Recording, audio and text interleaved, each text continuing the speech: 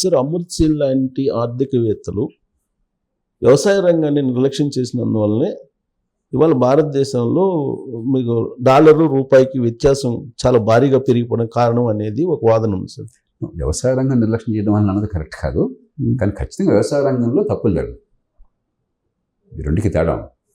Dollar అంత తేలిగ్గా వ్యవసాయ రంగం బాగు చేస్తే బాగుపడేది కాదు. ఎందుకంటే వ్యవసాయ రంగం పాత్ర మొత్తం జాతీయ ఆదాయంలో 15% ఉంది. అమెరికా, యూరోప్ లాంటి దేశాలు 2-3% ఉంటాయి ఇప్పుడు యాజ్ ఆఫ్ నో.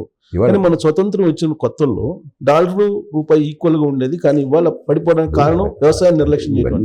మనకు కొంచెం ఆర్థిక శాస్త్రం గురించి అవగాహన కావాలి.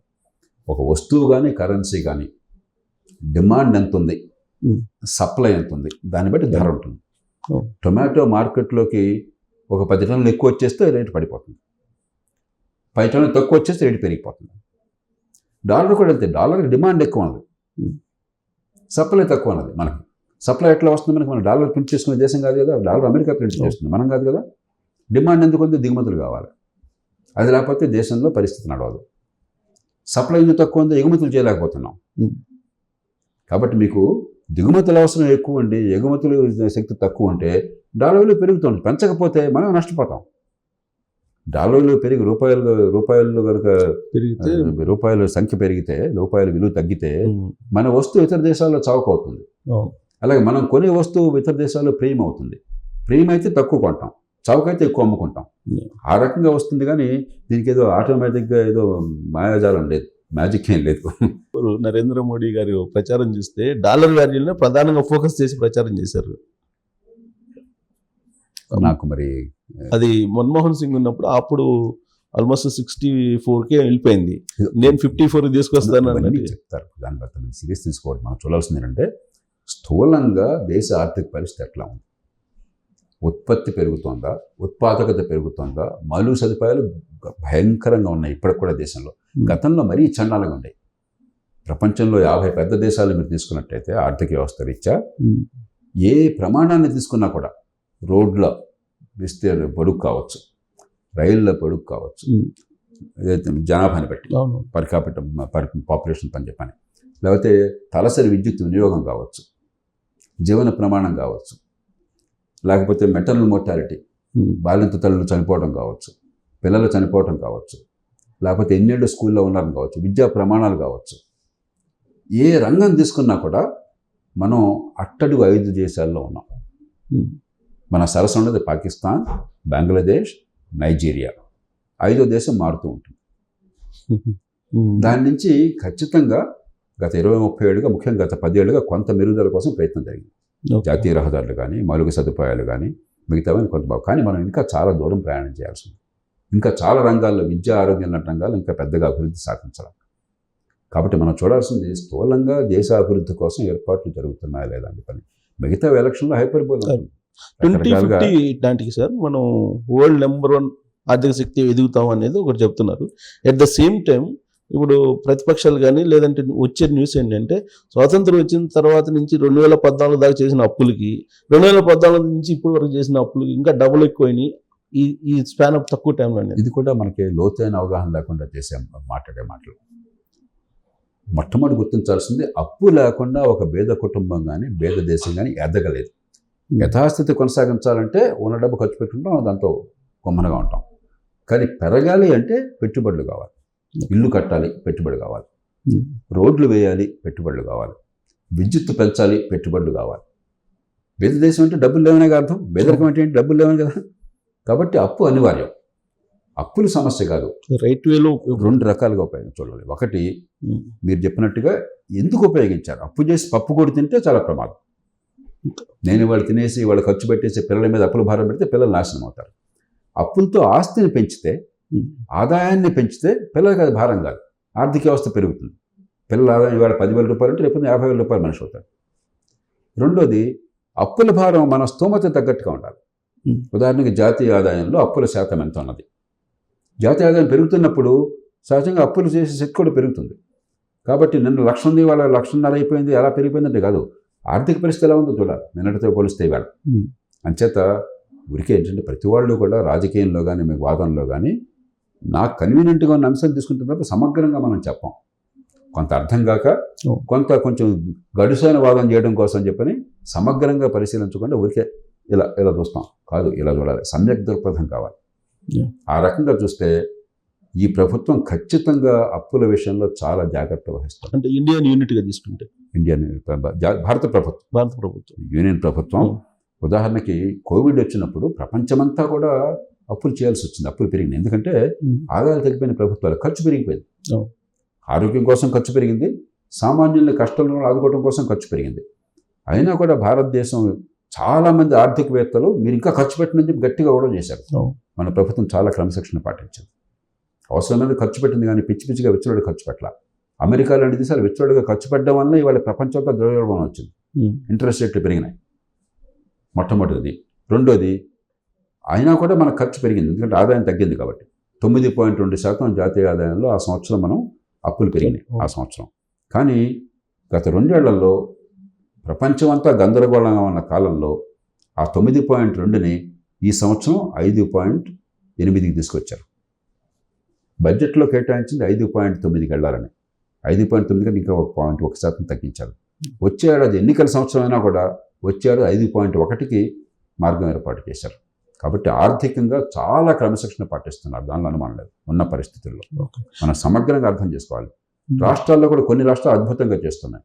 ఒరిస్సా తీసుకోండి, ఒరిస్సాలో దేశంలో చాలా అద్భుతమైన రీతిలో ఆర్థిక క్రమశిక్షణ పాటిస్తున్నారు. 26,000 కోట్ల రూపాయలు రెవెన్యూ మిగులు చూపెడుతున్నారు. ఒరిస్సా చిన్న రాష్ట్రం, వెనకబడ్డ రాష్ట్రం. యూపీ తీసుకోండి, చాలా వెనకబడ్డ రాష్ట్రం, పేద రాష్ట్రం. 74,000 కోట్ల రూపాయలు రెవెన్యూ మిగులు చూపెడుతున్నారు. అంటే రోజువారీ వచ్చే ఆదాయంతో పోలిస్తే రోజువారీ ఖర్చు 74,000 కోట్లు తక్కువ. ఆ డబ్బంతా ఎటు వెళ్తుంది? పెట్టుబడులు కలిపాను. ఆంధ్రప్రదేశ్ తీసుకోండి, తెలంగాణ తీసుకోండి, మరి తమిళనాడు తీసుకోండి, కేరళ తీసుకోండి, ఇతర రాష్ట్రాలు చాలా వరకు తీసుకోండి, ఇష్టం వచ్చే దుబారా ఖర్చులు పెట్టేస్తున్నారు. వచ్చే ఆదాయం ఎంతైతే ఖర్చు ఎంత, రోజువారీ ఖర్చు, పెట్టుబడులకు కాకుండా.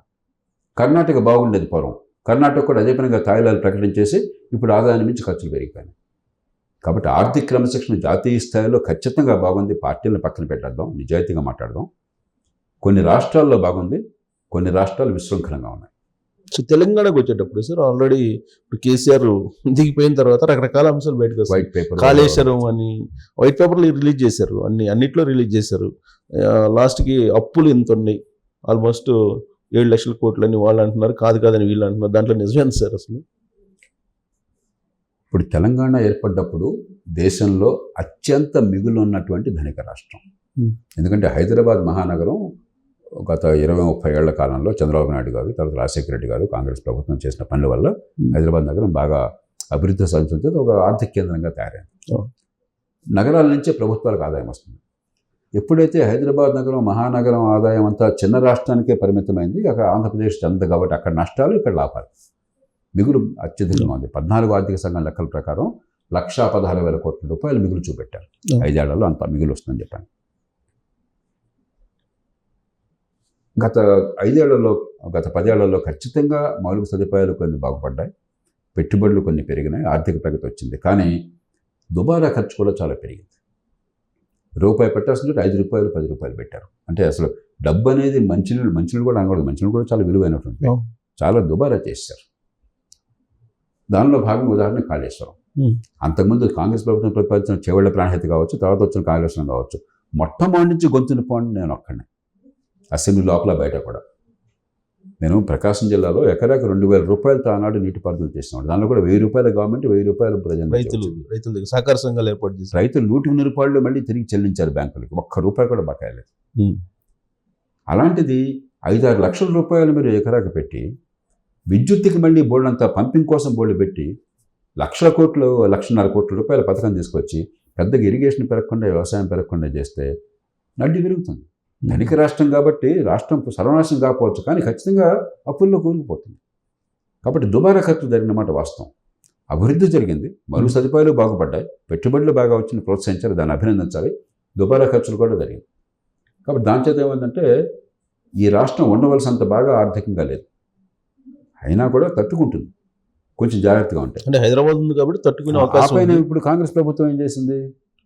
ఈ పరిస్థితి ఇట్లా ఉందని ఇప్పుడు చెప్తున్నారు. అవును, ఇలా ఉందని నిన్న కూడా తెలుసుకో మీకు, నాకు తెలిసే మీకు ఎందుకు తెలియలేదు. మరి ఎందుకు 1,20,000 కోట్ల రూపాయల ప్రతిపాదనలు కొత్తగా తీసుకొచ్చారు మీరు? ఎన్నికల్లో గెలిపిస్తే చాలని చెప్పని 6 గ్యారెంటీలు ఏడాదికి 1,20,000 కోట్ల అదనపు ఖర్చును ప్రతిపాదించారు. అంటే ఏంటంటే ఎన్నికల్లో నేను గెలిస్తే రాష్ట్రం సర్వనాశనమైన పర్వాలేదు, రేపొద్దున సాధ్యమైన సాధ్యాలు తర్వాత చూస్తున్నాం. ఎవడైనా డబ్బు ఇస్తాడంటే ఎనుగులు కట్టేయమంటే ఉంటున్నాం. చాలా ఆర్థిక క్రమశిక్షణ లేకుండా ఉంటుంది. కాబట్టి ఇప్పుడు ఒకరినొకరు తిట్టుకోవటం మానేసి జరిగిందో జరిగిపోయింది. ఇప్పుడు ఏం చేయాలో ఆలోచించాలి. సరిగ్గా ప్రయత్నం చేస్తే ఎప్పటికైనా కొంచెం క్రమశిక్షణ పాటిస్తే, గతం నుంచి పాఠాలు నేర్చుకుంటే తెలంగాణకు మంచి భవిష్యత్తు ఉంటుంది. ఎందుకంటే హైదరాబాద్ నగరం అన్నది ఆర్థికంగా ఎదిగే అవకాశం అన్నది, ప్రజల్లో చైతన్యం అన్నది. కానీ మనం పిచ్చి పిచ్చిగా వ్యవహరిస్తే, మీ రాజకీయ ప్రయోజనాల కోసం రాష్ట్ర భవిష్యత్తును బలిపెట్టినట్టయితే ఉన్న కొద్దికి రాష్ట్రం క్షీణించిపోతుంది. రీసెంట్గా తీసుకున్న కొన్ని డెసిషన్స్ ఏంటంటే సార్, ఫార్మా ఇండస్ట్రీస్ని కొంచెం డీసెంట్రలైజ్ చేయాలనేది ఒకటి, తర్వాత హైదరాబాద్ చుట్టుపక్కల కొన్ని టౌన్షిప్స్ ఏదో ఏర్పాటు చేయాలనేది కొన్ని డెసిషన్స్, మెట్రో ఇలాంటివన్నీ కొన్ని డెసిషన్స్ తీసుకున్నారు. అవి కరెక్ట్ మార్గంలో వెళ్తున్నట్ట? డిసిప్లిన్ మనం పెద్ద చెప్పాను. మొత్తం మీద ప్రథమ తప్పిదం చేసింది ఏంటంటే, రాష్ట్ర ఆర్థిక పరిస్థితి, అవసరాలు, భవిష్యత్తును గమనించకుండా చాలా పెద్ద ఎత్తున హామీలు ఇచ్చారు ఎన్నికల్లో. 1,20,000 కోట్లు అన్ని హామీలు కలిపినట్టయితే ఏడాదికి. అది తప్పు. కానీ అధికారంలోకి వచ్చాక ముఖ్యమంత్రి రేవంత్ రెడ్డి గారు కానీ, ప్రభుత్వం కానీ కాస్త బాధ్యతాయుతంగా ప్రవర్తించే ప్రయత్నం చేస్తున్నారు. ఏంటంటే తొందరపాటు లేకుండా కొంత సంకేతాన్ని ఇచ్చే ప్రయత్నం చేస్తున్నారు. పెట్టుబడులు ఆపము, మిమ్మల్ని ప్రోత్సహిస్తాము. ఆంధ్రప్రదేశ్లో ఏమైంది, పెట్టుబడి వస్తే వాడు పాపం చేసినట్టుగా చూస్తున్నారు వాళ్ళు. అవన్నీ పారిపోతున్నారు వాళ్ళంతా. ఇక్కడ అలా కాకుండా పెట్టుబడులు మేము ప్రోత్సహిస్తాము, అలాగే మౌలిక సదుపాయాలకు వీళ్ళ మేరకు మేము వినియోగిస్తాం, కొంచెం ఒక ఆర్థికంగా మంచి విధానాలు కొనసాగిస్తామన్న సంకేతాన్ని ఇస్తున్నారు. అది మంచిది. కానీ సమస్య ఏంటంటే, ఎప్పుడైతే పెద్ద పెద్ద హామీలు ఇచ్చారో, అసాధ్యమైన హామీలు, డబ్బులు లేని హామీలు, అప్పులు చేసినా కూడా చేరిన హామీలు, రాజకీయంగాను ఆర్థికంగా సంకటం అనివార్యం. ఎందుకంటే అవి హామీలు అమలు చేయకపోతే ప్రతిపక్షాల వాళ్ళు తిడతారు. ఆల్రెడీ స్టార్ట్ అయ్యారు. అమలు చేస్తే రాష్ట్రానికి అప్పులు కూడా పుట్టే పరిస్థితి ఉండదు.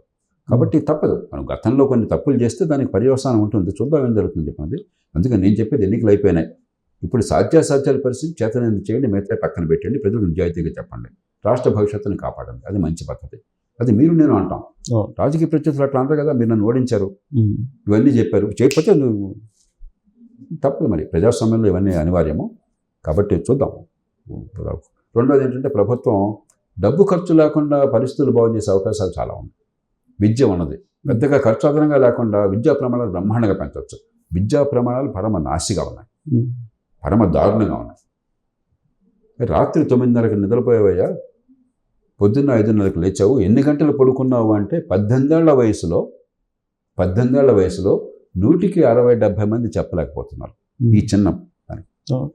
ఎందుకు పనికొస్తారు మార్కెట్లో? ఇంకా ఎలాంటి ఉపాధి పనికొస్తారు? ఏ ఉత్పత్తి చేయగలుగుతారు? కాదా, పిల్లలు తప్పు కాదు, చండాలపు విద్యను ఇస్తున్నాం మన విద్య పేరుతో, డబ్బులు ఖర్చు అవుతున్నాయి మళ్ళీ. కాబట్టి విద్య కొద్దిగా బుద్ధి ఉపయోగిస్తే పైసా అదనపు ఖర్చు లేకుండా బ్రహ్మాండంగా విద్యా ప్రమాణాలు పెంచవచ్చు. దాంతో నైపుణ్యం వస్తుంది, ఉపాధి కల్పన జరుగుతుంది, ఆర్థికంగా పెరుగుతాం. అలాగే ఆరోగ్యం కొద్దిపాటి ఖర్చు ఆరోగ్యాన్ని బ్రహ్మాండంగా బాగు చేయవచ్చు. అలాగే చట్టబద్ధ పాలు కావచ్చు, మిగతా కావచ్చు, డబ్బు ఖర్చు లేకుండా చాలా మంచి చేసే అవకాశాలు ఉన్నాయి. దాని మీద దృష్టి పెట్టాలి.